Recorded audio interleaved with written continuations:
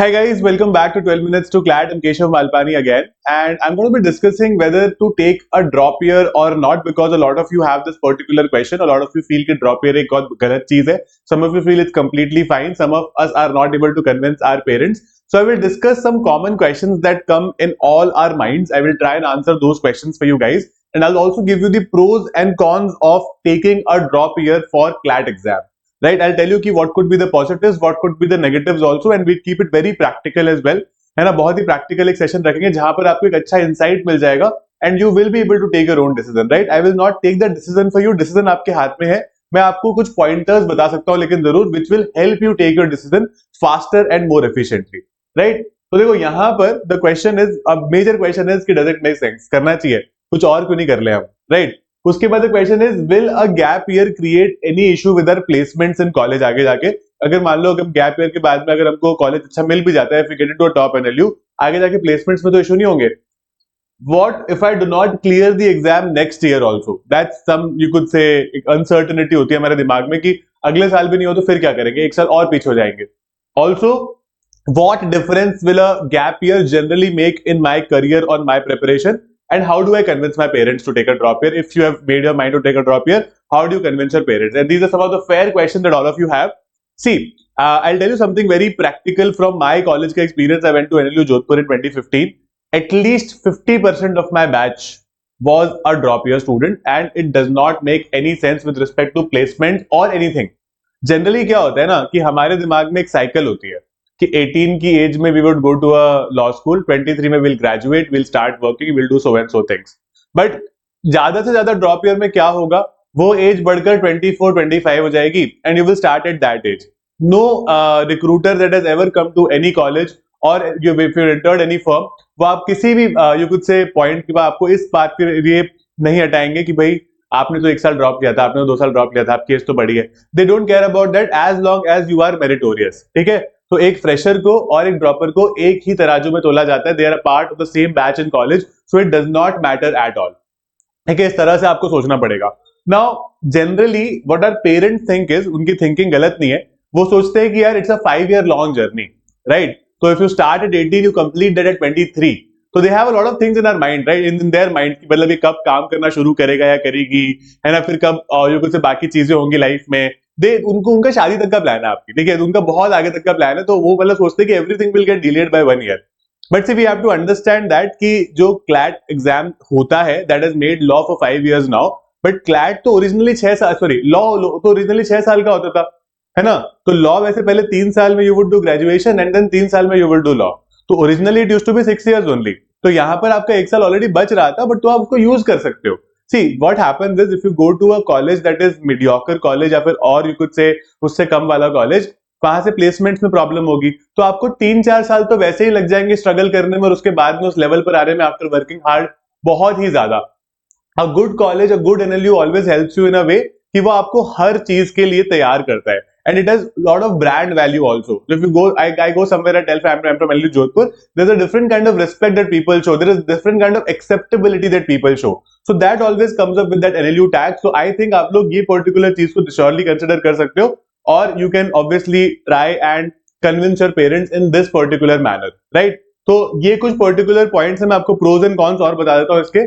देखो pros क्या रहते हैं कि आपको ज्यादा time मिलता है. Because 12th में let's face it, most of us do not get very serious with the CLAT paper, or even if we are serious, we do not get a lot of time to prepare for the paper because कभी कुछ school में चल रहा है, कभी 12th exam का board का preparation, कभी कुछ और एक्टिविटी स्कूल में चल रही है. We want to participate in anything. It's the last year of our school, so it's a very emotionally grinding journey also, right? So this year gives you a lot of scope to prepare well. It gives you a lot of time to rectify all your mistakes that you probably did in your preparation cycle or in the exam. ऐसा कई बार होता है कि you may be scoring well in your mock test, you may be working really hard in your 12th standard also, but exam में जाके कुछ बात पर चोक कर गए.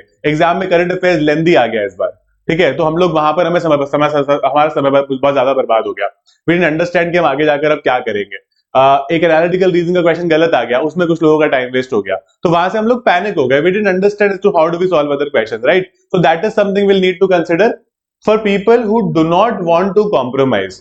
देर are certain people who are like कि कोई भी एलएलयू मिल जाएगा चले जाएंगे, या फिर कोई प्राइवेट कॉलेज में चले जाएंगे, तो आपके लिए तो मतलब फिर ड्रॉप ईयर की जरूरत नहीं है, you guys can surely not take a drop year also. But अगर आपको लगता है कि नहीं यार, I don't want to compromise on this, I really want to get good education, I really want to be on the top of that funnel की जहां पर मुझे जाना ही है, मुझसे इस बार गलती हुई है, I did not prepare myself, है ना, तो we need to introspect a little as to what do you exactly want. ठीक है, और उसके अलावा no repercussion, that is for sure. मैं अपनी खुद की जर्नी से आपको बता सकता हूँ, जीरो रेपरकशन। ठीक है, कुछ भी ऐसा नहीं होगा, कोई जॉब नहीं लगेगी या कुछ ऐसा नहीं होगा, कोई फर्क नहीं पड़ता 1 साल 2 साल ड्रॉप में, it is all the same. ठीक है, सब कुछ बिल्कुल सेम है, you just have to understand कि ये कुछ पर्टिकुलर प्रोज है, राइट। और इसके अलावा जैसे मैंने आपको बताया ना कि मतलब लॉ जनरली 6 साल का ही होता था, हम लोग 1 साल बचा रहे थे, अब इज जस्ट दैट कि वो 1 साल नहीं बच पाएगा, and we have to look at the longer picture, right. आपकी जो जॉब लगेगी, आप जिस प्रोफेशन में जाओगे, उसको एटलीस्ट आप 40 ईयर्स तक परस्यू करोगे बिफोर रिटायरिंग, राइट। अगर मान लो 23 या 25 में शुरू करते हो, तो आप उसको एटलीस्ट 40 साल तक आगे चलाओगे, है ना।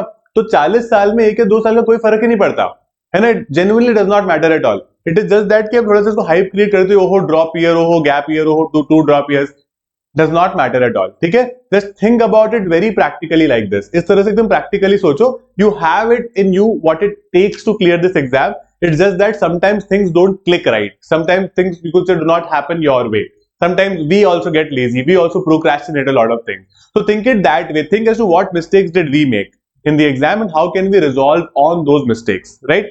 Now there are certain cons also of preparing for this exam, which is more pressure, because when you're preparing for with 12th standard, we are mostly careless, है ना, और care free भी बोल सकते हैं कि we don't care, हो जाएगा, है ना, नहीं भी होता देख लेंगे, कुछ फिगर आउट कर लेंगे।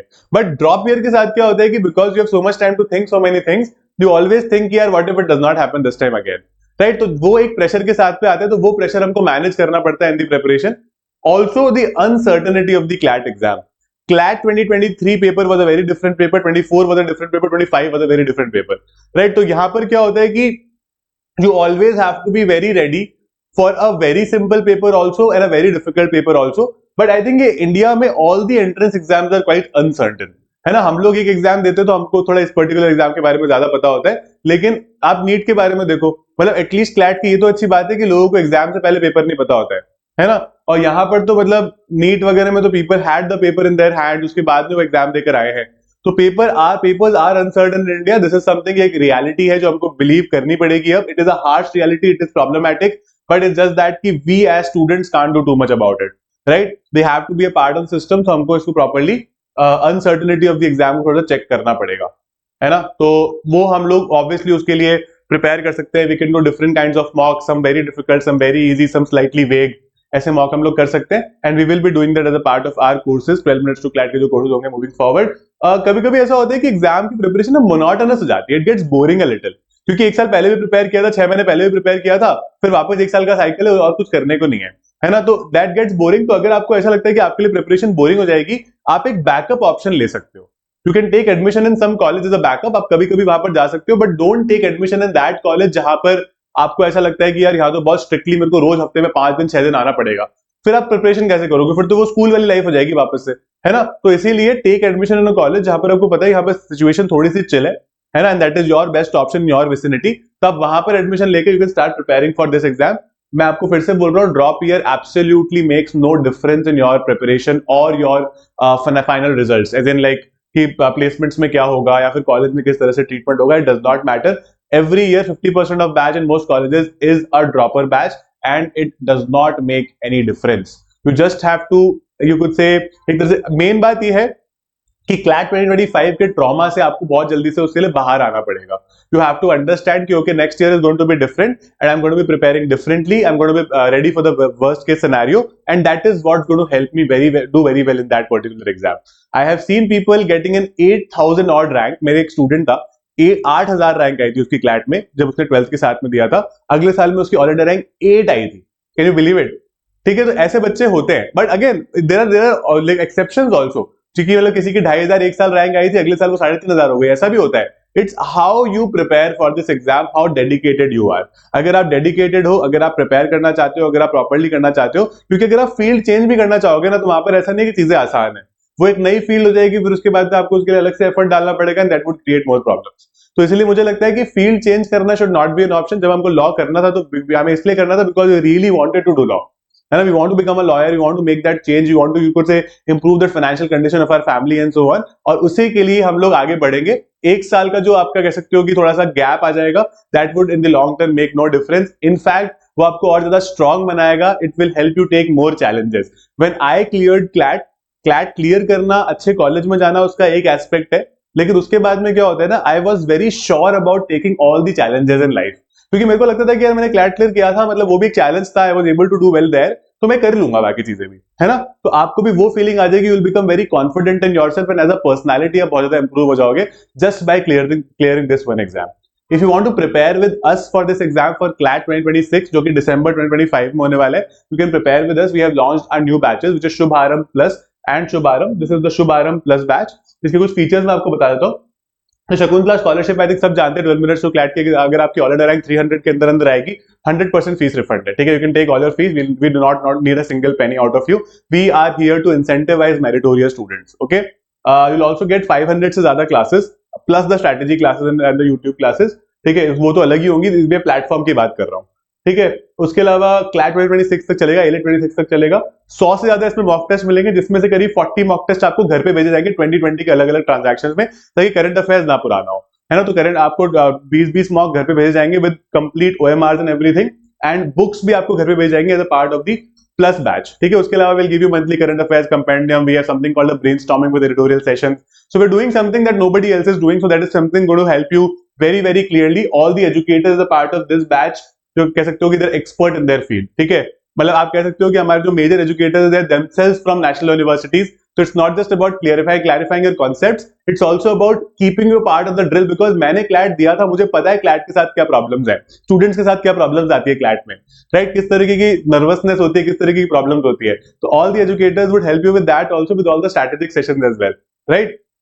And then we have the Shubharambh batch for those who do not need the books and offline mocks, इतना ही डिफरेंस है इनमें। अगर बुक्स और ऑफलाइन मॉक्स आपको नहीं चाहिए, you can become a part of the Shubharambh batch also, and अपनी प्रिपरेशन को फिर से शुभारंभ करो, है ना। There is no point lamenting over something जो ऑलरेडी हमारा पास्ट हो चुका है, ठीक है। मैं अभी क्लास में भी कल बोल रहा था, consider it a bad breakup, ठीक है, एंड बैड ब्रेकअप के बाद भी कोई रुकता थोड़ी है, we move on to a, you could say, you know, for a better journey moving forward, so that is what we're going to do, and that's it about this particular session. Thank you so much for being a part of this, show it to your parents as well, है ना, उनको भी थोड़ा सा perspective दे सकते हो।